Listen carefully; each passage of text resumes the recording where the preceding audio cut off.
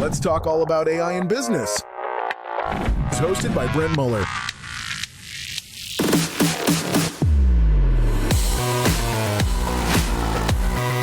Welcome to the Future Proof Podcast.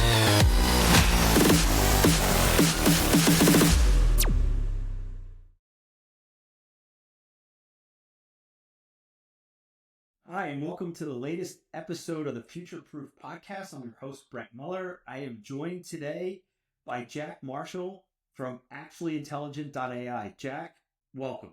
Thank you. Yeah, really happy to have you here today. I think it's going to be fun. So, Jack, for the audience out there, just kind of walk them through your background. I mean, you've done a bunch of things. You just left Bolster, and now you're actually... So just kind of talk about your background and your journey as a founder and CEO. Yeah. Because it goes way back. I hope everybody that's okay. Hit the highlights.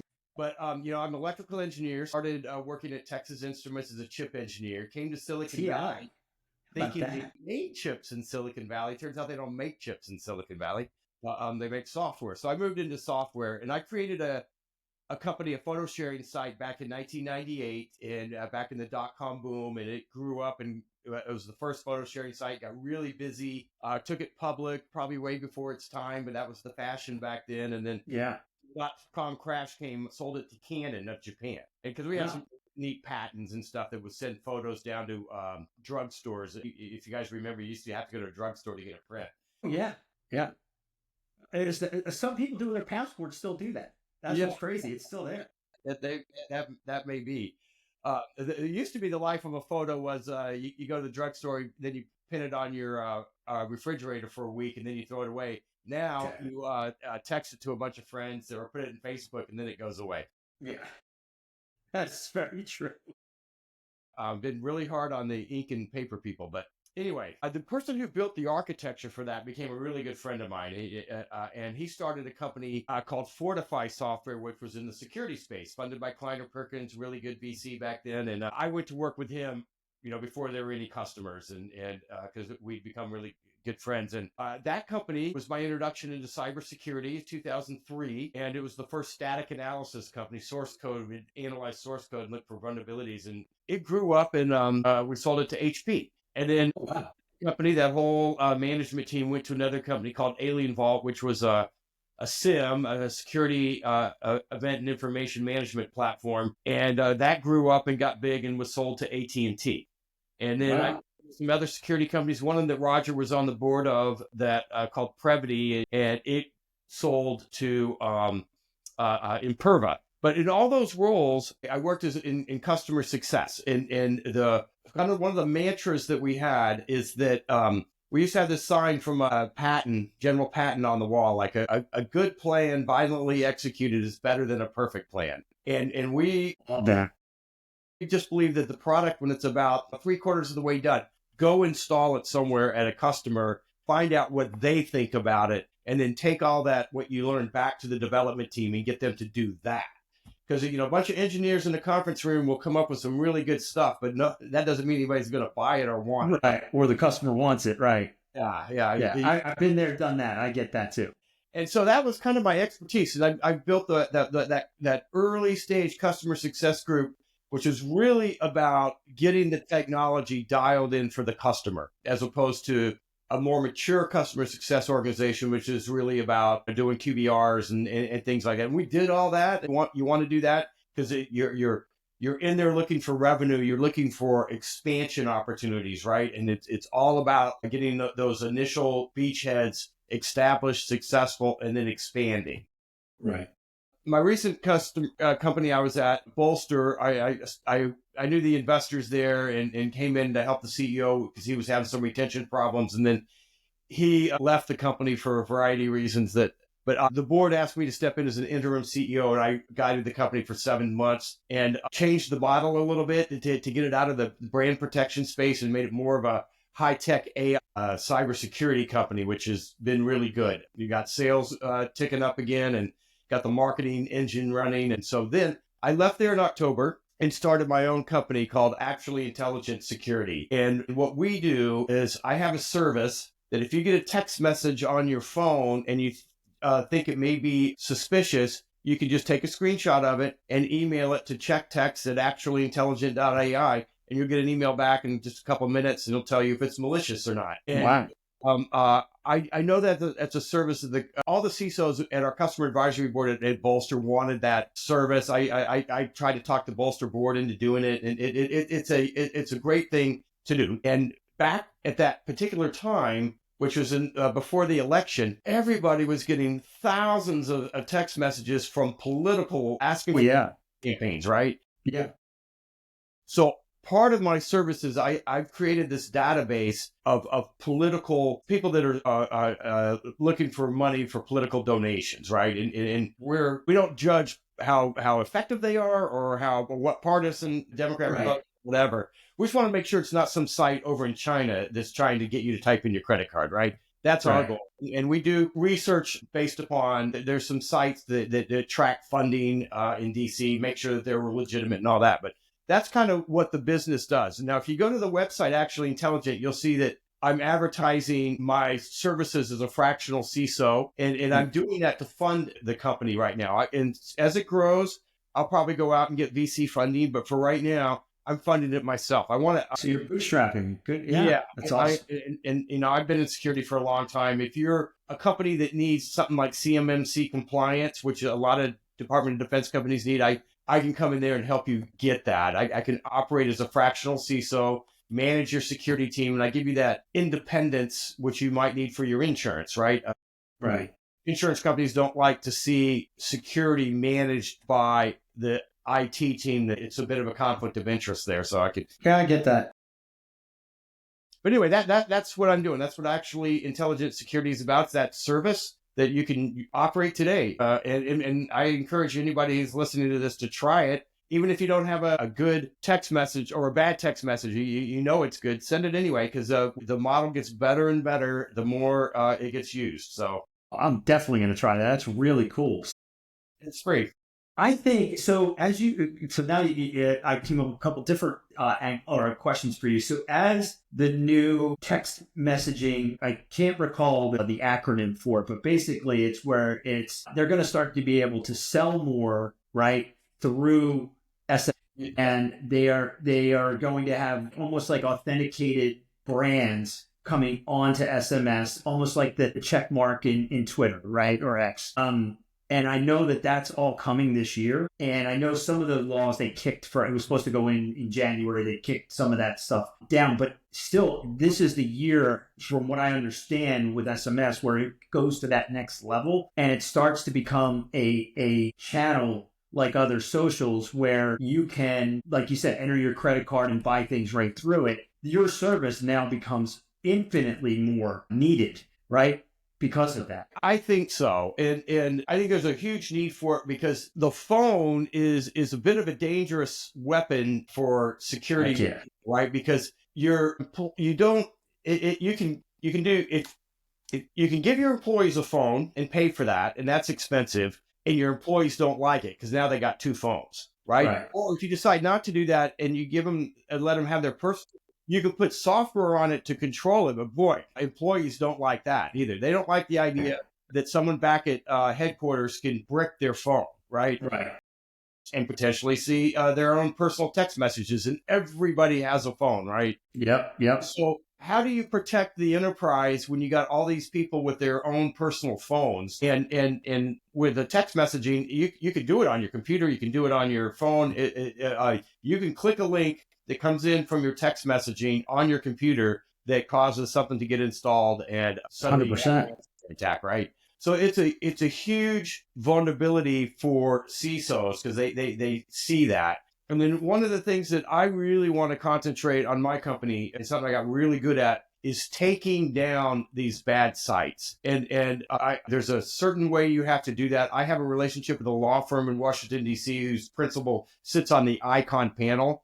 Because I ended up going to them when I was at Bolster. We contracted with them because we'd have websites in Pakistan that just wouldn't come down, or some other country. And right. So we can create you can form a complaint, and then they email these people, give them 21 days to respond. They usually don't respond. And then the site's ICON takes them down and delivers those bad URLs to people filing the claim, which would be my customers. We'd file on their behalf. Right. But I mean, taking these bad sites down has an advantage because it's going on offense. Otherwise, you're just constantly on defense. But if you start taking them down, that costs them money. And so they'll move on. And, if you talk to like your local sheriff department, they'll say, how do you make your neighborhood safe? And go make your neighborhood really difficult to break into. And they'll go to the next neighborhood and just make it more expensive and harder for them to break it. So for my customers, I want to have a very aggressive takedown service because it will make people go elsewhere. Yeah, that makes a lot of sense. A lot of sense. So where do you see the biggest opportunities for actually intelligent? Because I can see there's so much, Jack, that SMS and the phone is like you said, there's vulnerabilities and there's so many things that are coming that we're not even kind of experiencing right now. Like what I was just talking about where, you're going to be able to buy more through there, which opens it up to all kinds of new things. And when that happens, like you said, the scams are going to be even more prevalent there, which again, the trickle down effect, if it's a shared device, right? Bring your own device type of scenario. Now you're exposing, like you said, the company itself. Where do you see the biggest opportunities, or are you going to stay focused on, for now, that one area? Well, I've definitely concentrated on SMS, and I believe that there's plenty to do there because what is so interesting about the era that we live in, and which is why cybercrime, if it was an economy, they say it'd be the third largest economy behind 100. Right? It's huge. And the reason it is, probably for the first time in history, you can be the bad person and have absolutely zero risk of anything bad happen to you. You're not going to go to jail. You're not going to be arrested. Right. And also, you can be the bad guy and you have access to the most sophisticated computer technology ever created. I totally agree. Yeah, you can use ChatGPT or whatever you want. You got access to that technology. You have no fear of being arrested. It is crazy. Yeah, like even back in the pirate days, somebody might come and arrest you and hang you, right? But not right. People sit in these less developed countries and they have no fear. Nothing's going to stop them, and they can sit around and try this all day long. And boy, you get a hit, and it's like hitting a gold mine, right? You just and there's some big scams that have gone on, millions of dollars, hundreds of thousands of dollars. I know from being in business, you can read about it. It just happens all the time. And boy, if you're in an underdeveloped country, you don't really have the other prospects for making money. Yeah, it's tempting. And it's not like you have to be an expert at it. You can go buy the kits that teach you how to do it, that allow you to do it. It's crazy.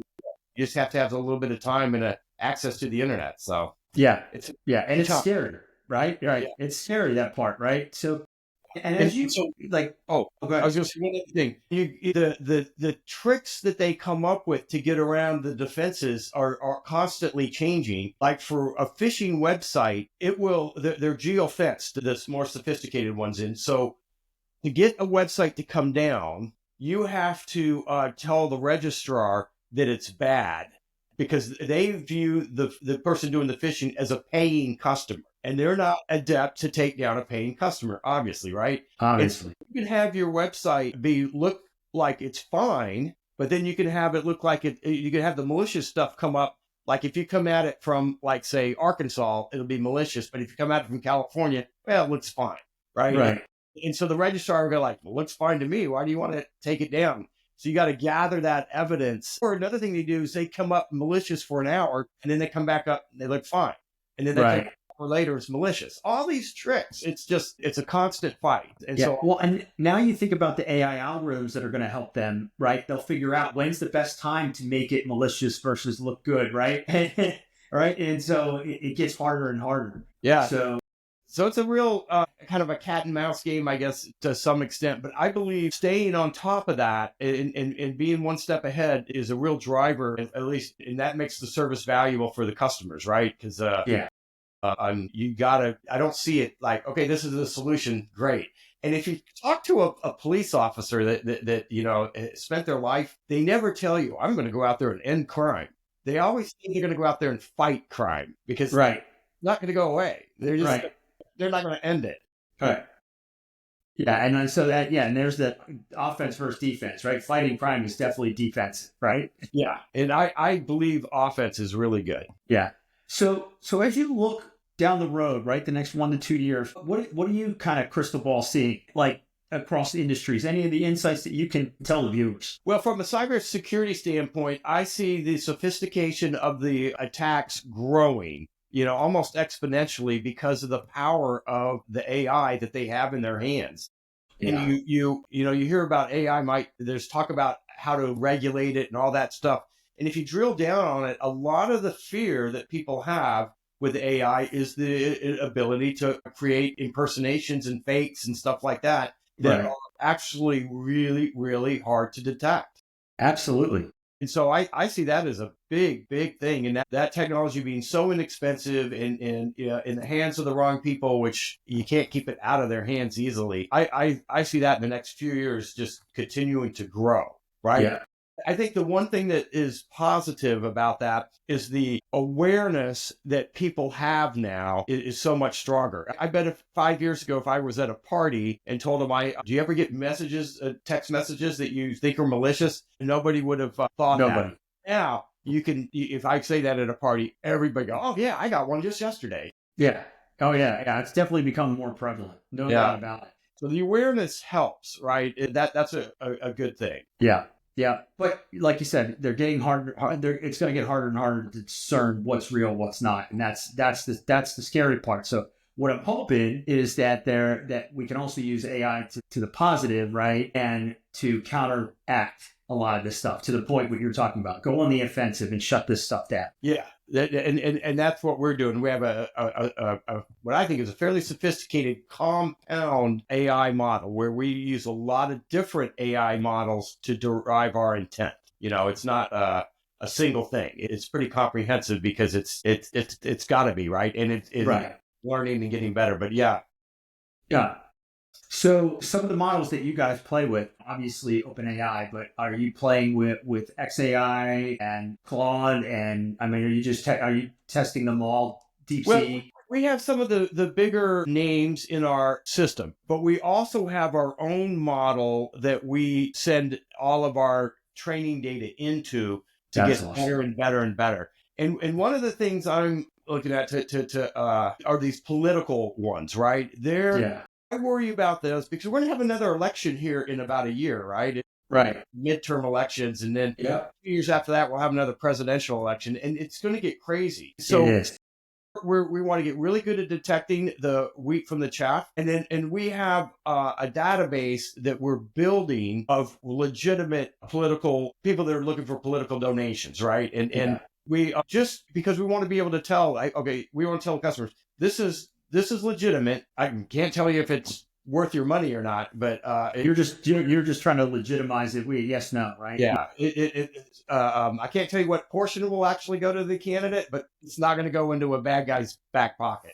Yeah. Yeah. And that's huge. Yeah, absolutely. Especially the way that they're taking political donations now, right? Over the phone that way through text. So yeah, it's crazy. All right. So switch gears a little bit. Tell me a little bit about, so you talked about some of how you're building your own proprietary AI models. How else do you see AI kind of interwoven throughout cybersecurity? Like, again, as you look down, right, besides the bad actors, right, how are companies using it to bolster their, I don't want to say the defensive, but basically, protect their IP, protect their PHI data, their, HIPAA related data, that kind of stuff. Because we get that question a lot, Jack. So, and I think you're kind of on the forefront of seeing that. Yeah, I think almost every security company is integrating AI into their offering, right? One of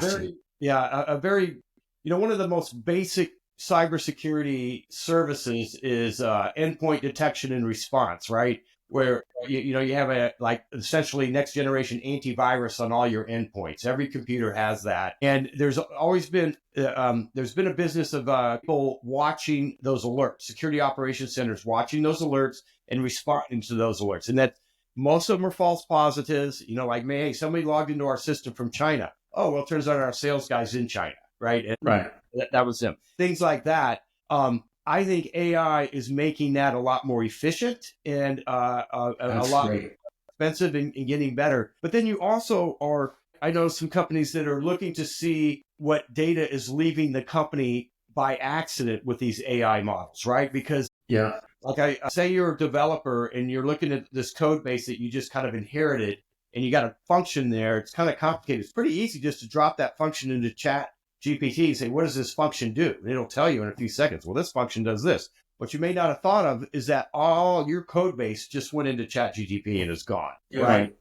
And now it may be safe, who knows, but it's gone. It's out there.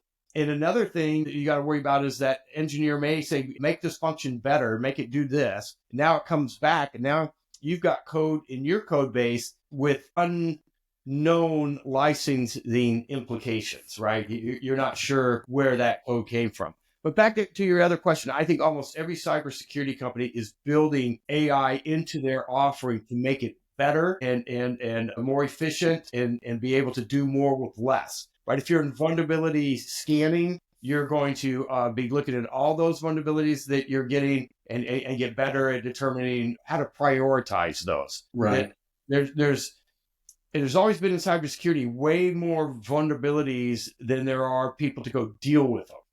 Right. Or obviously worse than others. And so how do you prioritize those? AI can really help you prioritize. Right. That. And then you can build AI agents, right, to be the front lines of that, right? So then that you're not as limited by humans watching a big board. Yeah. And there's like for phishing, that's a big thing. With phishing, AI is all the anti-phishing companies, whether it's Microsoft Defender or Abnormal Security Bolster, they all have deep AI to detect what is real and what's not, what's phishing attack and what is legitimate email. Yeah. And none of them are 100% accurate. And I don't think you can even try to claim that. Right? But it's tough. But boy, now your value add is how good your AI is because you're competing with everybody else's AI that's trying to break in. Yeah, no doubt about it. And that's the game, right? Going forward, for sure. All right. So I told you I was going to ask you a couple cool questions. One, what's something Jack's done with AI that other founders and CEOs might find interesting? Yeah, obviously using AI is the core part of my product, right? My service offering, if you will. So that's a big deal. But I have used it to generate white papers for my fractional CISO business, right? The customers that I have. And it just, I can do that very quickly and prospects want to know what an engagement looks like. I can do that because I just started this company in January, so I'm just getting going. Right. But I can make myself look like a more significant company a lot easier than I could have maybe 3 or 4 years ago. It would take Absolutely a lot more writing. And I've noticed that when I do a white paper, I can just say generate a white paper. It usually doesn't come out very good. But if I write one and then dump it in, it comes back really nice. Right? Yeah. It just... Garbage in, garbage out, right? You put something good in ChatGPT, you're going to get something phenomenal. Yeah, so if I spend the time writing one, I get all the thoughts in it, and maybe 2 pages, and then I dump it in, and then it comes back, and it's just formatted nicely. The sentence structure is better, and it actually takes the content and makes sure that each section is more concise. So yeah, very cool, very cool. All right, so you just launched Actually Intelligent, right? Actually Intelligent. If I can give you a magic wand and you can wave it and fix 1 or 2 things, let you hit your target before you get to raising money, right? You hit your growth target and kind of accelerate. What would that be? Well, if I could wave my magic wand and get something done, I would like to get it into the hands of a lot of customers that could use it, right? And I have not asked anybody to use it yet because I'm really keen on the accuracy being there. Yeah. I think I'll be there probably in another 30 days. It works today. And I encourage you to go try it. And I would appreciate it because you'll make it better. Yeah, absolutely. It grows and I'm watching it. And if it finds something incorrectly, we modify the AI so it grows and gets better. But I want to get a bunch of customers using it. And I know a lot of CISOs and they've told me they want this text messaging service. So Well, imagine I'll be able to sell it. And Yeah. I got it for free. Why would you buy it? You'll buy it because the takedown service is, I learned this from a guy at Uber, actually, who's running trust and safety there. And I remember when I first met him, I go, yeah, we do these takedowns for you. And he goes like, takedowns? Great. I want him in jail. Yeah. He's a UCL. Easier said than done, right? Yeah. A kid like that. Yeah, we want to go after them. Yeah. Also, say you got 1,000 employees, and one day 3 people get this text message. Odds are a bunch of people in your company are going to get that text message, and it could be fraudulent. And we could instantly alert the entire company, like, no, the CEO is not looking for gift cards today, Right? Or whatever it is. So to wave my white magic wand, I want to get some customers that are, legitimate paying customers for the service. And I'm almost ready to start asking for money, but I'm not quite. Yeah. Yeah. Totally get it. Well, Jack, I got to tell you, this has been very, very cool, very informative. Again, this is why the podcast is great. We learned so many things about services that are desperately needed. Not everybody thinks about them until we start digging in. And your explanation about because I know we deal with it a lot on the growth side with SMS because it's such a key channel. But I also see those kind of messages and some of the things that are going on, not even thinking about the political thing, right? Because we're past it. But if I just think back a few months ago, that was absolutely happening. Yeah. It's coming again. Yeah, no doubt. Yeah, it's only just going to get more and more. So I think your service is going to be phenomenal. And yeah, this is really good. So thank you for spending the time with us. Can't wait to get this thing up and live. But Jack, for everybody that wants to do a test on Actually Intelligent, can you kind of tell them how to do that? Yeah. I'll put all the links below. Yeah.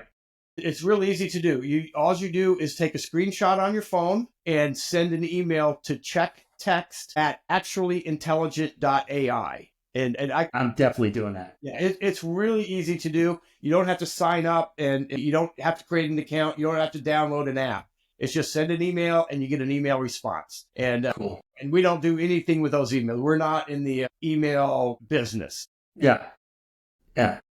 Your email address will never go anywhere. That's not our business model and won't be ever. We're going after people that are doing this.